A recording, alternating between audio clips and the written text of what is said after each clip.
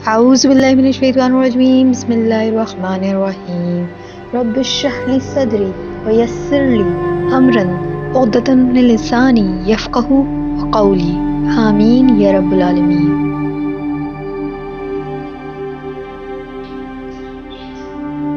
پچھلی ایپیسوڈ میں ہم نے سورہ طور کی رکوع نمبر 1 سے لے کے 4 تک کو پڑھا تھا، سمجھنے کی کوشش کی تھی۔ آج ہم بقیہ تمام رکوع کو پڑھنے اور سمجھنے کی کوشش کریں گے۔ رکوع نمبر 5 میں اللہ تعالیٰ نبی کریم صلی اللہ علیہ وسلم کو مخاطب کر کے فرماتے ہیں تو صبر کرو اپنے رب کے حکم پر، بے شک تم ہماری نگاہوں کے سامنے ہو۔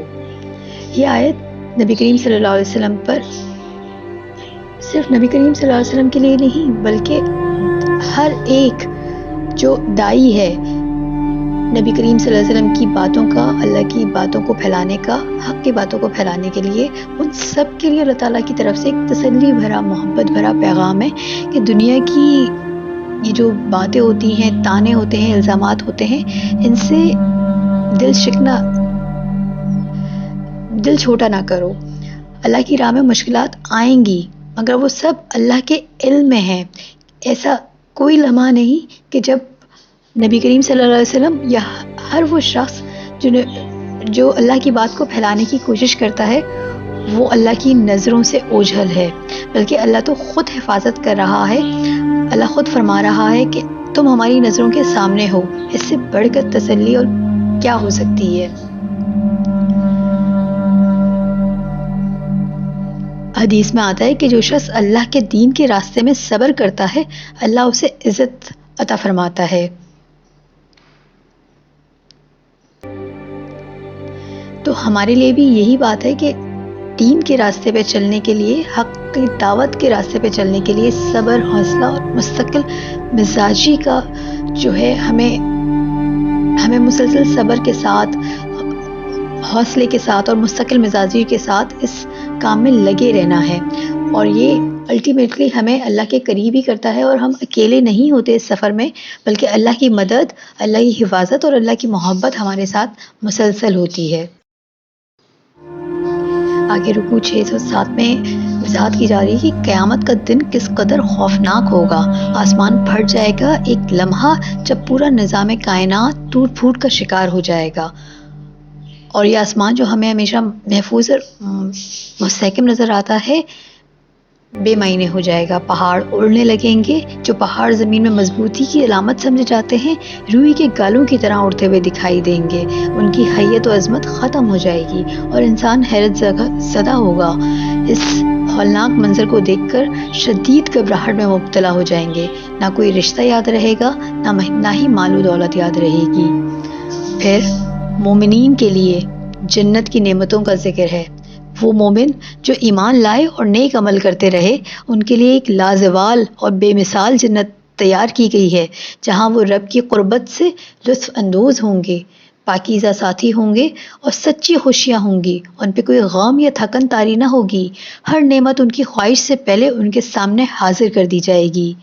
حدیث میں آتا ہے جنت میں ایسی نعمتیں ہیں جو کسی آنکھ نے دیکھی ہیں، نہ کسی کان نے سنی، نہ کسی دل نے اس کا تصور کیا۔ اور پھر اللہ کی باتوں کو نہ ماننے والے، اللہ کے نبی کی باتوں پہ ایمان نہ لانے والے کافروں کے لیے، جو اللہ کے پیغام کو جھٹلاتے ہیں، ان کے لیے دردناک عذاب ہوگا۔ ان کے لیے وعید ہے کہ ان کے چہروں پر آگ لپٹے گی۔ وہ جہنم کے شور اور شدت سے پکاریں گے مگر ان کو کوئی شفاعت نہیں ملے گی، ان کو کوئی مددگار نہ ملے گا۔ اللہم اجرنی من النار، اللہم اجرنی من النار، اللہم اجرنی من النار۔ یہ انسان کو جھنجھوڑنے کے لیے ہے کہ زندگی کا اصل مقصد صرف دنیا کی لذتیں نہیں بلکہ آخرت کی تیاری ہے، جو ہمیں ہر لمحہ یاد رکھنی چاہیے اور اس کے مطابق ہی عمل کرنا چاہیے۔ 10ویں رکوع میں پھر رب کریم اپنے نبی کو کہہ رہے ہیں کہ اپنے رب کے حکم کا انتظار کرو، بے شک تم ہمارے نگاہوں کے سامنے ہو۔ کہ اللہ کی نگرانی اور تحفظ میں نبی کو بتایا جا رہا ہے کہ آپ اللہ کی تحفظ میں ہیں، نگرانی میں ہیں۔ دشمن آپ کا کچھ بھی نہیں کر سکتے۔ آپ ان کے جالوں سے، ان کی سازشوں سے بے فکر رہیں، کیونکہ اللہ تعالیٰ ہر وقت آپ کے ساتھ ہے، نہ صرف جسمانی طور پہ بلکہ آپ کی دعوت اور مشن اور عزت کی بھی حفاظت فرما رہا ہے۔ پھر استقامت کا حکم دیا جا رہا ہے کہ اپنے رب کے حکم پر صبر کے ساتھ قائم رہیں۔ یہ اس لیے تاکید کی جا رہی ہے کہ یہ آزمائشیں وقتی ہیں، مگر الٹیمیٹلی کامیابی انہی کے لیے ہے جو حق کے راستے پر قائم رہتے ہیں۔ حدیث میں آتا ہے کہ اگر اللہ تمہاری مدد کرے تو تم پر کوئی غالب نہیں آ سکتا۔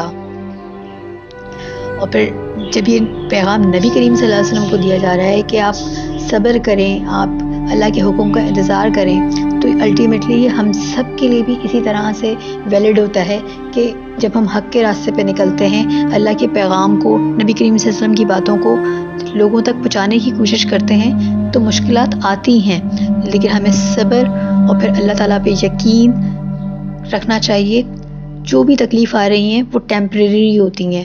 لوگ آپ کے لیے کیا سوچتے ہیں، کیا بولتے ہیں، کیا سازشیں کرتے ہیں، اس سے کوئی فرق نہیں پڑتا، کیونکہ وہ بندہ جو ہے وہ مسلسل اللہ تعالیٰ کے پناہ میں ہوتا ہے، اللہ تعالیٰ کی نگرانی میں ہوتا ہے، اللہ تعالیٰ کی خاص محبت، شفقت اور اللہ تعالیٰ کی خاص مدد ہوتی ہے اس شخص کے لیے۔ تو دشمنوں کی مخالفت جو ہوتی ہے وہ بے معنی ہوتی ہے، کیونکہ الٹیمیٹلی اس کا ساتھ اللہ تعالیٰ دے رہے ہوتے ہیں۔ ٹیمپریری مشکلات کے بعد الٹیمیٹلی سکسیس اسی کے لیے ہوتی ہے۔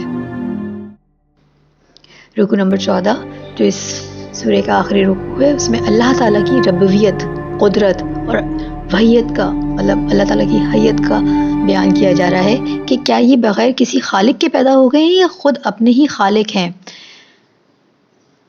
اللہ تعالیٰ کی عظمت کا بیان ہے کہ اسی نے سب کچھ پیدا کیا ہے، وہی رزق دیتا ہے، وہی موت و حیات کا مالک ہے۔ انسان کسی بھی چیز کا دعوے دار نہیں ہو سکتا، سب کچھ اللہ کی عطا ہے، سب کچھ اللہ کی عنایت ہے۔ سورہ روم کی آیت نمبر 40 ہے کہ اللہ ہی ہے جس نے تمہیں پیدا کیا ہے، پھر وہ تمہیں رزق دیتا ہے، پھر تمہیں موت دے گا اور پھر تمہیں زندگی کرے گا۔ یہ آیت نا انسان کو اس کی لمیٹیشن کا احساس دلاتی ہے کہ کتنا بے بس ہے اور بے معنی ہے۔ صرف اللہ تعالیٰ کے سامنے عجز و انکساری سے جھکے رہنے کا نام ہی انسان کے لیے یہ جو پیغام ہے نا کہ اللہ کے سامنے عجز و انکساری کے ساتھ ہمیں رہنا چاہیے، اور پھر یہی چیز جو ہے ہمیں الٹیمیٹلی فائدہ دیتی ہے کہ ہم جب اللہ تعالیٰ پہ ایمان رکھتے ہیں تو پھر اللہ تعالیٰ کی باتوں کو نہ صرف سمجھتے ہیں، جاننے کی کوشش کرتے ہیں، اللہ تعالیٰ سے قرب بنانے کی کوشش کرتے ہیں، اللہ تعالیٰ کی باتوں پہ عمل کرنے کی کوشش کرتے ہیں، تو پھر ایمان والوں کے لیے آخرت میں خوشی کا وعدہ ہے، اطمینان ہے اور اللہ کی رضا ہے، اور پھر ایسی نعمتیں عطا ہوں گی کہ وہ پھر اللہ کی عظمت کو پہچاننے اور جب مزید جو ہے وہ اللہ تعالیٰ کی عظمت کا حامی ہو جائے گا۔ وآخر دعوانا ان الحمد للہ رب العالمین۔